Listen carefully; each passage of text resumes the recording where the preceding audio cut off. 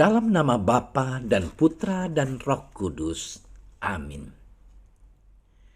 Ya Bapa, Tuhan langit dan bumi, kerajaan-Mu Kau wahyukan kepada orang kecil dan rendah hati. Berilah kami hati yang terbuka bagi kehadiran dan kekayaan-Mu yang terpantul dalam kitab suci, dalam alam semesta, dan dalam hidup kami. Inilah permohonan kami demi Kristus, Tuhan dan pengantara kami. Amin.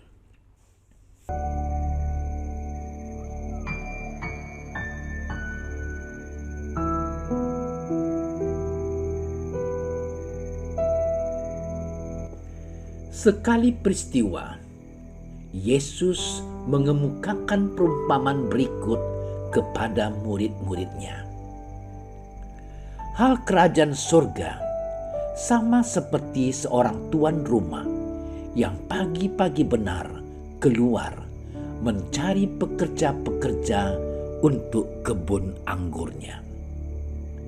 Setelah ia sepakat dengan pekerja-pekerja itu mengenai upah sedinar sehari, ia menyuruh mereka ke kebun anggurnya.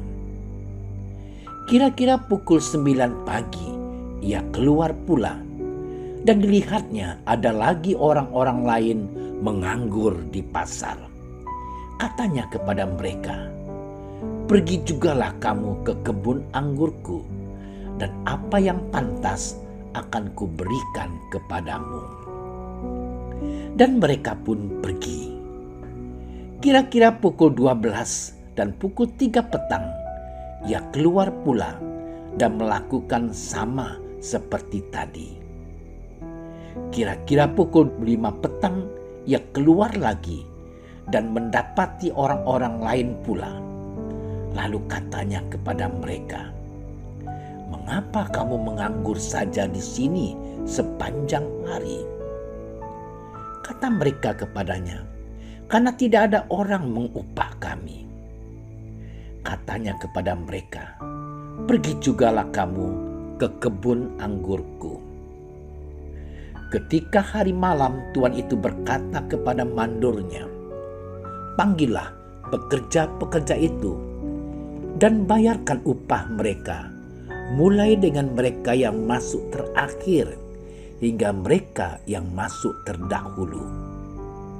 Maka datanglah mereka yang mulai bekerja kira-kira pukul 5, dan mereka menerima masing-masing 1 dinar. Kemudian datanglah mereka yang masuk terdahulu, sangkanya akan mendapat lebih banyak.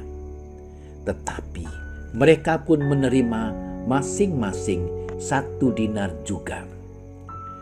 Ketika mereka menerimanya, mereka bersungut-sungut kepada tuan itu, katanya, "Mereka yang masuk terakhir ini hanya bekerja 1 jam, dan engkau menyamakan mereka dengan kami yang sehari suntuk bekerja berat dan menanggung panas terik matahari." Tetapi tuan itu menjawab seorang dari mereka, "Saudara, aku tidak berlaku tidak adil terhadap engkau. Bukankah kita telah sepakat sedinar sehari? Ambillah bagianmu dan pergilah. Aku mau memberikan kepada orang yang masuk terakhir ini sama seperti kepadamu. Tidakkah aku bebas mempergunakan milikku menurut kehendak hatiku?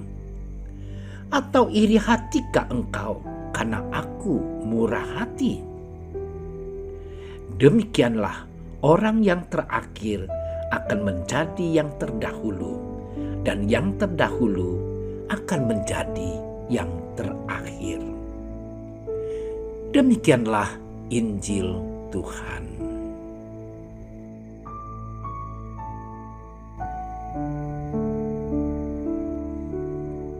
Saudara-saudariku yang terkasih, Tuhan pernah berjanji kepada Abraham tanah Kanaan yang subur, penuh dengan susu dan madu.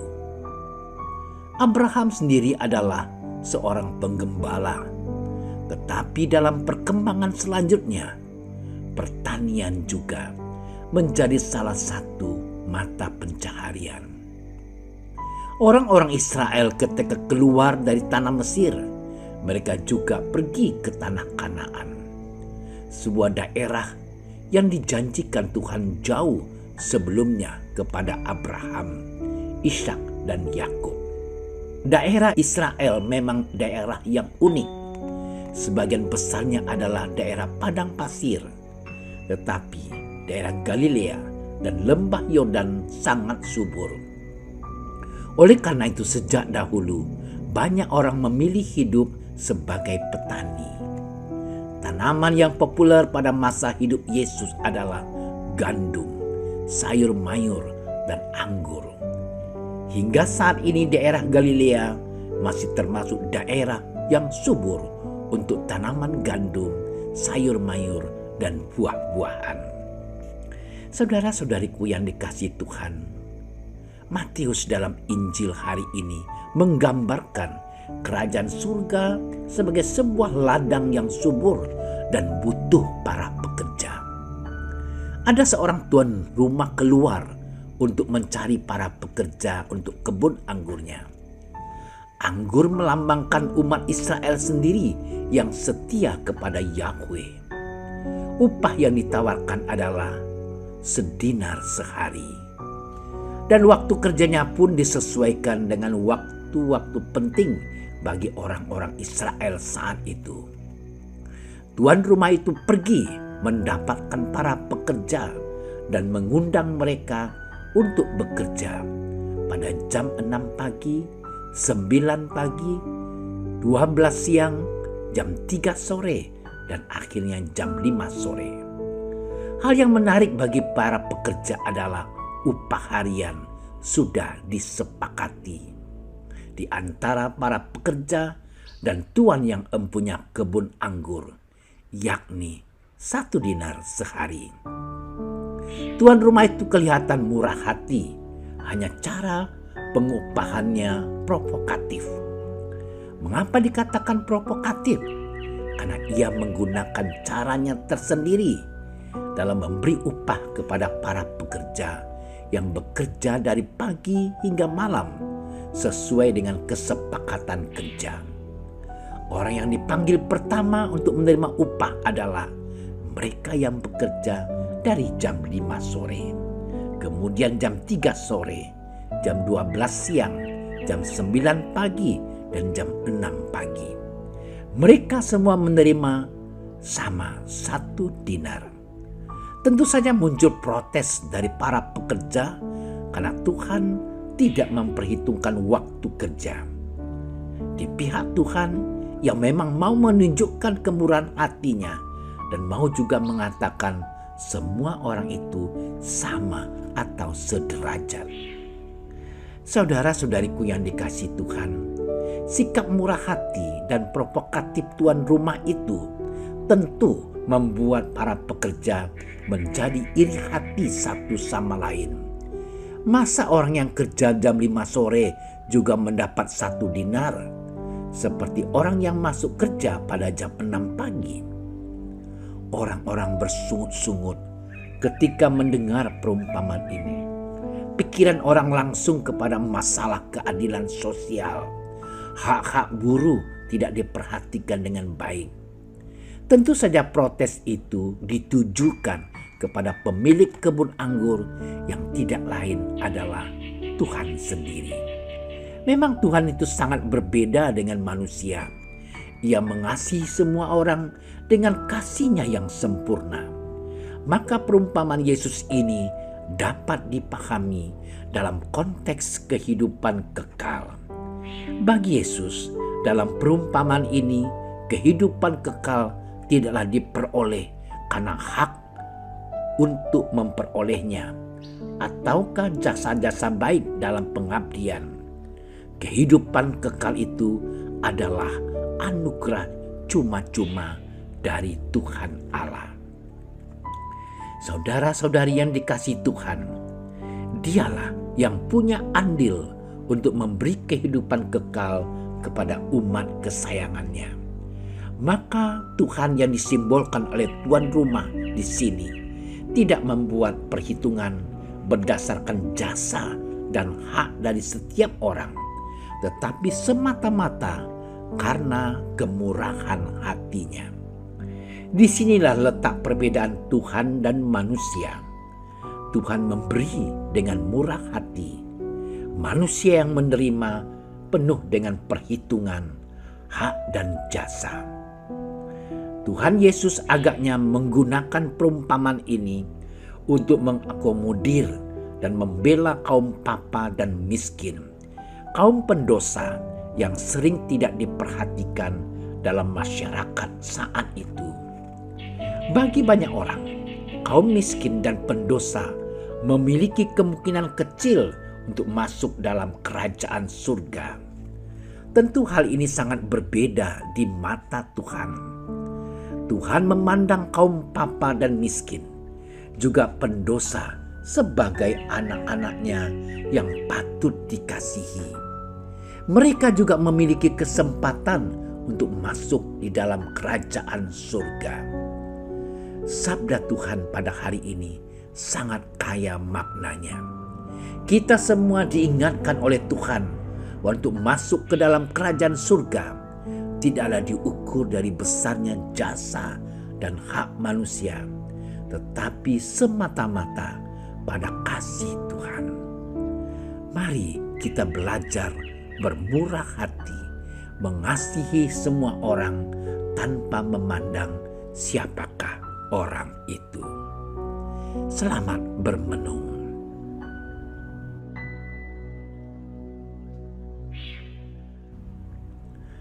Tuhan Bapa di dalam surga, kami bersyukur untuk sabda yang Kau berikan kepada kami pada hari ini. Bantulah kami untuk senantiasa bermurah hati dan mampu mengasihi semua orang sebagaimana Engkau lakukan sendiri terhadap kami. Amin. Doa Santo Yusuf. Salam penjaga Sang Penebus, suami perawan Maria yang terberkati. Kepadamu Allah mempercayakan putra tunggalnya. Kepadamu Maria menaruh kepercayaannya. Bersama denganmu Yesus menjadi manusia. O Yusuf yang terberkati, perlihatkanlah dirimu sebagai seorang bapa juga bagi kami, dan bimbinglah kami di sepanjang perjalanan hidup. Perolehkanlah bagi kami rahmat, belas kasih, dan keberanian, dan lindungilah kami dari segala yang jahat. Amin. Bapa kami yang ada di surga, dimuliakanlah namamu, datanglah kerajaanmu, jadilah kehendak-mu di atas bumi seperti di dalam surga. Berilah kami rezeki pada hari ini, dan ampunilah kesalahan kami, seperti kami pun mengampuni yang bersalah kepada kami. Dan janganlah masukkan kami ke dalam percobaan, tetapi bebaskanlah kami dari yang jahat. Amin. Salam Maria, penuh rahmat, Tuhan sertamu. Terpujilah engkau di antara wanita, dan terpujilah buah tubuhmu Yesus. Santa Maria, Bunda Allah, doakanlah kami yang berdosa ini, sekarang dan waktu kami mati. Amin. Kemuliaan kepada Bapa dan Putra dan Roh Kudus, seperti pada permulaan, sekarang, selalu, dan sepanjang segala masa. Amin. Terima kasih sudah menyaksikan renungan hari ini. Jangan lupa like, subscribe, dan aktifkan tombol loncengnya agar Anda yang pertama mendapatkan notifikasi updatean renungan harian dari Komsos Keuskupan Padang. Dan bagikan ke sosial media agar saudara-saudara kita dapat mendengarkan dan merenungkan firman Tuhan.